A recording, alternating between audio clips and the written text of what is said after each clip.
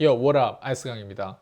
여러분, 사업을 하다 보면 여러분 네트워크 마케팅 쟁이라고 할까요? 다단계 쟁이라고 할까요? 약쟁이라고 할까요?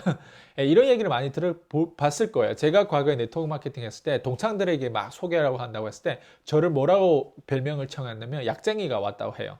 예, 저 건강식품 판매하고 있고 실제로 여기에 대한 비전을 전달하는 가운데 그 사람들은 저를 제가 보는 비전 그대로 보는 게 아니라 그 사람들 입장에서는 저는 약쟁이가 된 거예요. 오케이.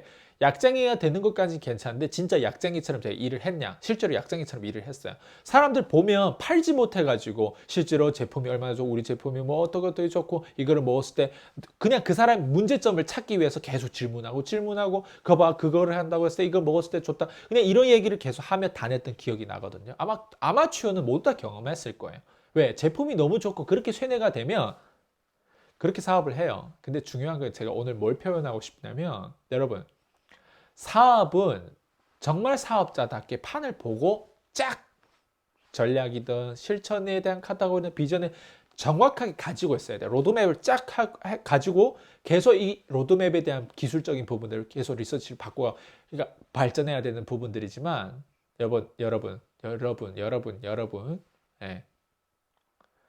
제품에 빠지지 마시고 매혹적인 거래를 창조하세요. 다시 얘기할게요.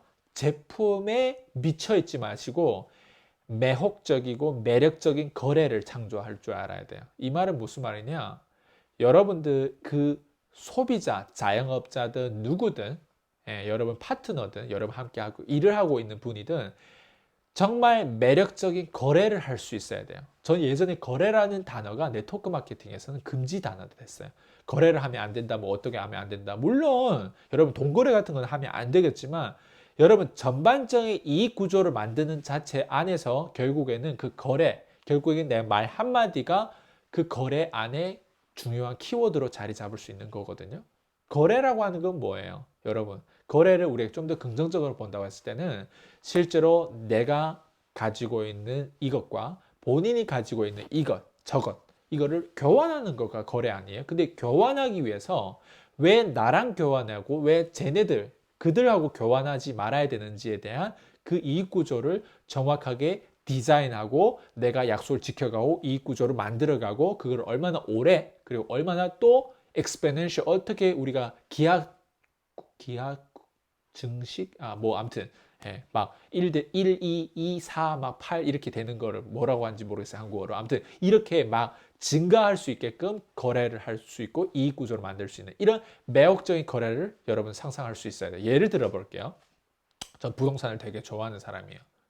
근데 부동산에서 하는 말 키워드가 어떤 거가 있냐면 이거 원칙이에요.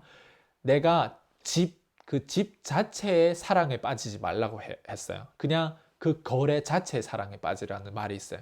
예, 이 말은 무슨 말이냐? 보통 주부들이 이제 집 보러 다녀요. 모델하우스든 뭐든지 가요. 그러면 그 집 자체를 보고, 어머나, 이 인테리어 봐. 어머, 내 거실. 어머, 내 안방 줘봐. 어머, 내 서랍. 뭐, 이런 어떤 내가 앞으로 살 그 집에 대해서 거의 빠져버려요. 그 집 자체를 보고, 어머, 나 이 집 무조건 살 거야. 와, 이 집 사기 위해서 막 맨날 막 돈을 막 생각하고 막 이렇게 사요. 근데 중요한 건 뭐냐? 그 집을 사면 안 되는, 그러니까 무슨 얘기냐면 이런 거예요. 그 집 자체 안에는 너무 좋은데 그 집 자체를 뭔가 5년 뒤, 향후 10년 뒤를 우리가 판다고 했을 때 그렇게 좋은 거래는 아닐 경우가 있거든요. 예를 들면 그런 거예요. 저희도 저희 어머님께서 초반에 한국에 왔을 때 첫 번째 샀던 집이 있어요. 그 집은 언제 샀냐면 경제 위기 2008년도 그때 샀던 집이거든요. 2008년도, 2009년도 그때 금리만 해도 막 8%씩 냈던 집이었거든요. 그 집을 샀어요. 예.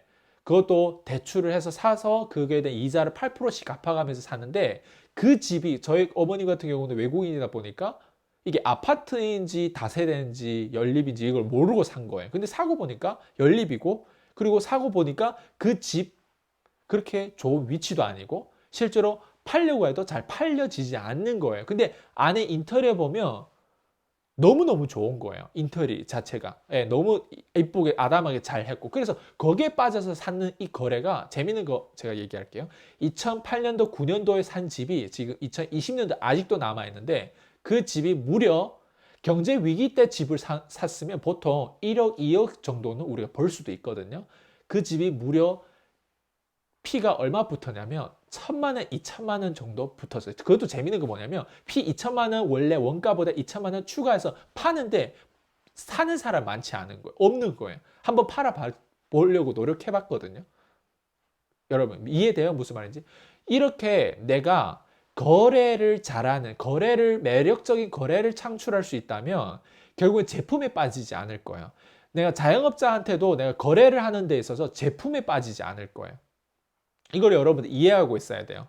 제품에 빠지지 않고 어떤 걸 하냐면 이익관계에 대한 그 약속과 그 디자인을 해서 결국엔 이 사람이 제품은 자동적으로 쓰게끔 만들고 거기에 대한 추가적인 일을 프로젝트를 완성해 가는 그 자체가 저는 굉장히 중요하다고 생각해요. 그 자체가 여러분들이 해야 된다고 저는 생각되고 부동산 앞으로 구경하고 투자한다고 했을 때 그 집을 내가 살 집은 물론 세입자가 살 집이에요. 그렇지만 내가 이거 팔 생각하면서까지 내가 이 집을 봐야 된다는 거죠. 거래.